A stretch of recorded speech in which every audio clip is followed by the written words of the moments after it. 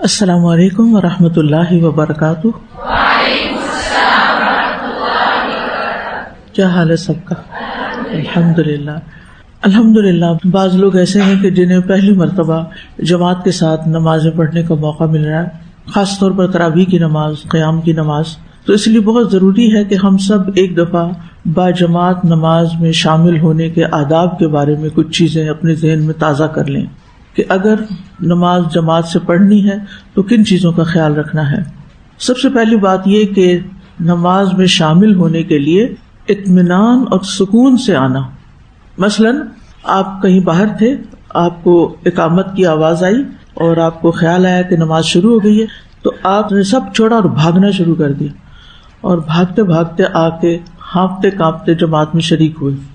یہ طریقہ درست نہیں، کیونکہ ہو سکتا ہے کہ اگر 5-6 لوگ اس طرح بھاگ دوڑ شروع کر دیں تو جو نمازی شروع سے نماز میں شریک ہوئے ہیں وہ نماز میں کیا سوچیں گے کہ پتہ نہیں کوئی ایمرجنسی ہوگی۔ ان کا سارا دھیان نماز کو چھوڑ کے پیچھے بھاگنے دوڑنے والوں کی طرف لگ جائے گا۔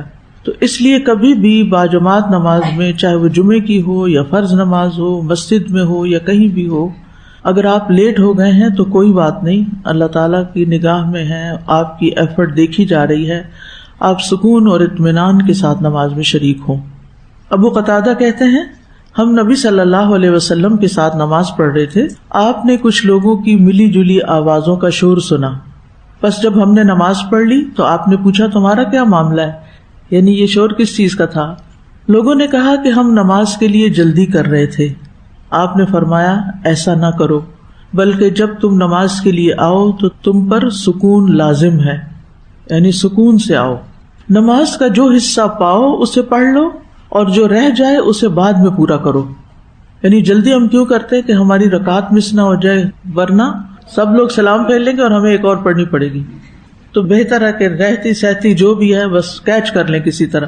تو یہ نیت نہیں ہونی چاہیے، سکون سے آئیں، جہاں بھی امام ہے وہاں شریک ہو جائیں، جو باقی حصہ رہ گیا آپ کا وہ امام کے سلام پھیرنے کے بعد آپ ادا کر لیں۔ اسی طرح بعض اوقات لوگ جب مسجد میں داخل ہوتے ہیں، امام فرض نماز جماعت سے پڑھا رہے ہوتے ہیں اور وہ پیچھے اپنی سنتیں یا تحیت المسجد پڑھنا شروع کر دیتے ہیں، یا خدا جانے کون سی نماز وہ الگ سے اپنی کوئی اور نماز شروع کر دیتے ہیں۔ اس کی بھی اجازت نہیں، یعنی جب امام فرض نماز شروع کرتے تو اس کے پیچھے اور کوئی نماز نہ پڑھی جائے، نہ سنت، نہ نفل، نہ کوئی اور، کچھ بھی نہیں۔ ابو ہریرہ رضی اللہ عنہ سے روایت ہے کہ نبی صلی اللہ علیہ وسلم نے فرمایا جب نماز کے لیے اقامت ہو جائے تو فرض نماز کے علاوہ کوئی نماز نہیں، لیکن ایک صورت یہ ہے کہ آپ سنت پڑھ رہے تھے کہ نماز کھڑی ہو گئی اور آپ یہ ابھی بس تھوڑی سی نماز باقی ہے، مثلاً آپ سجدے میں ہیں تو آپ مختصر سا کر کے اتحیات اور مختصر سا درود پڑھ کر سلام پھیر دیں اور جماعت میں فوراً شریک ہو جائیں۔ یعنی آپ نے یہ نہیں کرنا کہ آپ آرام آرام سے ساری سنت پڑھیں حتیٰ کہ امام ایک رکعت ہی پوری کر لے اور پھر آپ جماعت میں شامل ہوں۔ اگر تو آپ سنت نماز کی شروع میں ہیں اور آپ کو پتہ ہے کہ ابھی کافی ٹائم لگ جائے گا، تو آپ کیا کریں گے، اپنی وہ نماز چھوڑ کر امام کے پیچھے نیت کر لیں گے فرض کی، پھر سنت چھوڑ دیں گے۔ یعنی مثلاً آپ ابھی شروع ہوئے تھے، اللہ اکبر کہیے آپ نے، اور ابھی آپ سورۃ فاتحہ پڑھ رہے تھے کہ امام نے فرض نماز شروع کر دی، اب آپ یہ نہیں کریں گے کہ 2 پوری رکعتیں پڑھ کے پھر آپ نماز میں شریک ہوں، بلکہ کیا کریں گے، اسی جگہ سلام پھیر کے فرض نماز کی نیت شروع کر لیں گے۔ سمجھ آ گئی بات؟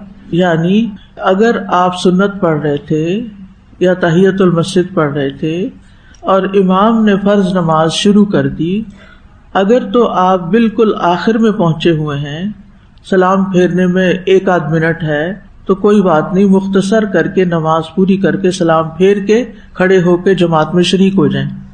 لیکن اگر آپ نے ابھی شروع ہی کی ہے نماز اپنی، یا صرف آدھی پڑھی ہے، تو ایسی صورت میں جہاں ہیں وہیں سلام پھیر دیں اور جماعت میں شریک ہو جائیں۔ سمجھ آ گئی بات؟ اوکے۔ یعنی جو شخص بھی جماعت کو دیکھے تو پھر اپنی نمازیں نہ پڑھے۔ نبی صلی اللہ علیہ وسلم نے فرمایا جب نماز کے لیے اقامت ہو جائے تو فرض نماز کے علاوہ کوئی نماز نہیں۔ ٹھیک ہے، اس حدیث کو یاد رکھیے۔ جب جماعت کھڑی ہو گئی تو پھر کوئی اور نمازیں نہیں. اس کا کیا نقصان ہے اگر ہم اپنی بیچ میں پڑھتے رہیں؟ سب خراب ہوگی اور دوسرے لوگ ڈسٹرب ہوں گے. تو وہی کریں جو یعنی امام کر رہا ہے. اگر جماعت کھڑی ہو جائے اور آپ آئے ہی لیٹ ہیں باہر سے, تو امام جس بھی حالت میں ہو اسی حالت میں شامل ہو جائیں اس کے ساتھ. اگر وہ کھڑا ہے تو اللہ اکبر کہہ کے کھڑے ہو جائیں. اگر وہ رکوع میں ہے تو آپ اللہ اکبر کہہ کے سورۃ فاتحہ نہ پڑھنی شروع کر دیں, بلکہ سیدھے رکوع میں چلے جائیں. اگر آپ مسجد میں داخل ہوئے اور صف میں جب تک پہنچے ہیں تو امام سجدے میں پہنچا ہوا ہے, تو آپ کیا کریں گے؟ اللہ اکبر کہہ کے سیدھے سجدے میں چلے جائیں گے. اگر آپ پہنچے ہیں اور وہ اتحیات پڑھ رہا ہے اور بے شک آخری والا پڑھ رہا ہے, تو آپ کو ثواب مل جائے گا کہ آپ آخری میں بھی شریک ہو گئے. آپ اللہ اکبر کہہ کے نیچے جا کے اتحیات میں بیٹھ جائیں, اور جب وہ سلام پھیر لے تو پھر کھڑے ہو کر اپنی ساری نماز پڑھ لیں. اگر آپ قیام میں شامل ہو جاتے ہیں تو آپ کی رکعت کنسیڈر ہوگی. یعنی امام کھڑا تھا اور وہ سورۃ فاتحہ آخر تک پہنچا ہوا تھا, تو خود بھی پڑھنی ہوتی سورۃ فاتحہ, آپ پڑھ لیجئے اور اس کے بعد امام کی قرات سن لیجئے اور پھر اس کے ساتھ رکوع اور سجدہ کر لیجئے. اگر امام کے ساتھ قیام مل گیا ہے, کیونکہ پیچھے بھی میں بتا چکی ہوں کہ قیام نماز کا ایک رکن ہے, اگر قیام آپ کو مل گیا امام کے ساتھ تو کیا ہوا؟ رکعت پوری ہو گئی آپ کی. نبی صلی اللہ علیہ وسلم نے فرمایا, من ادرک رکعۃ من الصلاۃ فقد ادرک الصلاۃ, جس نے ایک رکعت نماز کی پالی اس نے وہ نماز پالی, یعنی اس کو اس کا ثواب مل جائے گا. اگر امام رکوع یا سجدے میں ہے تو پھر سیدھے اسی میں چلے جائیں گے, لیکن آپ کی رکعت نہیں پوری ہوئی. رکوع میں ملنے سے رکعت پوری نہیں ہوتی. اس کی وجہ کیا ہے؟ کیونکہ آپ کا قیام جو کہ ایک فرض چیز ہے, نماز میں لازمی چیز ہے, وہ چھوٹ گیا ہے. تو نماز میں اگر کوئی رکن مس ہو جائے تو کیا ہوتا ہے؟ نماز نہیں ہوتی, آپ کو وہ پورا کرنا ہوتا ہے. تو قیام چونکہ فرض ہے, آپ آئے اور آپ نے رکوع میں شرکت کی تو آپ کا قیام نہیں ہوا, لہٰذا آپ امام کے سلام پھیرنے کے بعد کھڑے ہو کر ایک پوری رکعت ساری کی ساری رکوع سجدے کے ساتھ مکمل کریں گے. ٹھیک ہے. دوسری رکعت کے تشہد میں شامل ہوں اگر, تو پھر کیا ہوگا؟ 2 پوری رکعتیں آپ کی چھوٹ گئی ہیں. اگر امام دوسری رکعت کے تشہد میں ہے, یعنی 2 پڑھ کے اتحیات میں بیٹھا ہوا ہے اور آپ بھی آ کے بیٹھ گئے, اور امام کے سلام پھیرنے کے بعد آپ سلام نہیں پھیریں گے بلکہ پہلی اور دوسری رکعت جو آپ سے رہ گئی ادا کریں گے. کیسے؟ یعنی آپ اتحیات میں بیٹھے تھے, پھر امام نے 2 رکعتیں اور پڑھی, آپ نے بھی پڑھ لی. امام کی 4 رکعتیں ہو گئی, آپ کی کتنی ہوئی؟ 2 ہوئی.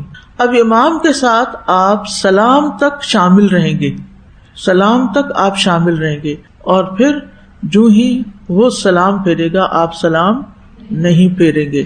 کھڑے ہو کر آپ باقی نماز 2 رکعتیں جیسے عام نماز میں پڑھی جاتی ہیں ویسے ہی پڑھیں گے. اب 2 رکعتوں کے بیچ میں جو آپ کا اتحیات پہلا والا چھٹا تھا وہ کیا ہوا؟ یا آخری والا اس کے قائم مقام ہو جائے گا, اور آپ اپنا پھر اتحیات پورا پڑھ کے اپنی نماز مکمل کر لیں گے.